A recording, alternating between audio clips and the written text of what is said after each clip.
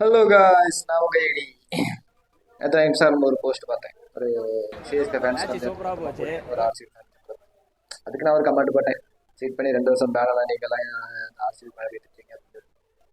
அது நான் CSK fans நம்ம தடுப்பு கொடுத்துருமோ வந்து கட்டாத கொடுத்துருவாங்க. அதில் ஒரே ஒரு கமெண்ட் போட்டு இன்ட்ரெஸ்டிங்காக எனக்கு ரிப்ளை பண்ணியிருந்தார். Why RCB fan not getting maturity.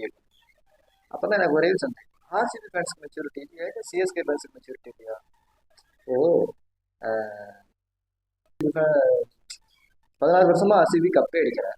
ஆனாலும் ஆர்சிபி ஃபேன்ஸ் ஆர்சிபி திட்டப்பட்டாங்க, சப்போர்ட் பண்ணிட்டு தான் இருக்கு. ஒரு வருஷம் சிஎஸ்கே கேப்டன்ஷிப்ல இருந்து தோனியை தூக்கிட்டு ஜடேஜாவை கேப்டன் பண்ணிட்டாங்க. அப்போ நீங்க அவ்வளவு பேர் சேர்ந்து ஜடேஜாவை கழுவி ஊத்துறையில எதுக்கு? இதெல்லாம் தோனி ஃபேன்ஸா இல்லை சிஎஸ்கே ஃபேன்ஸாங்கிறதே அது சந்தேகமா இருக்க அளவுக்கு கழுவி. மெச்சூரிட்டி யாருக்கு இல்லை? தோனி என்னப்படி 2 3 வருஷம் தான் இருப்பாரு, ஜடேஜாவை கேப்டன் ஆக்குறாங்க. அதை கூட புரிஞ்சுக்க அளவுக்கு உங்களுக்கு மெச்சூரிட்டி இல்லை. நீங்க எப்படி ஆர்சிபி ஃபேன்ஸை மெச்சூரிட்டி? நான் ஆர்சிபி ஃபேன் கிடையாது, எனக்கு அப்படி பிரச்சனை கிடையாதுங்களா. கேட்கலாம் அப்படி யார் ஃபேன் அப்படின்னு. தமிழ்நாடு ஃபேன், தமிழ்நாடு பேர் எந்த டீம் விளாடுறாங்களோ அந்த டீம்லாம் பார்ப்பேன்.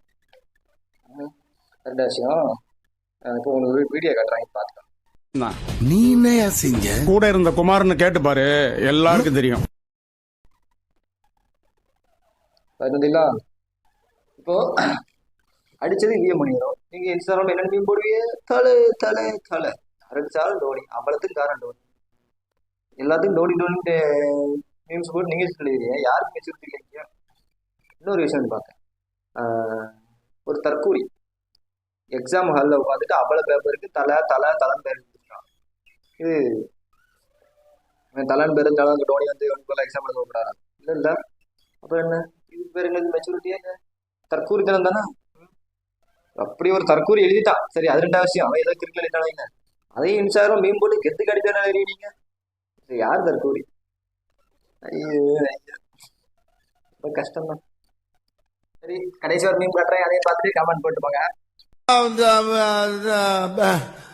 வந்து இப்ப நான் என்ன உங்கள்கிட்ட சொல்றது?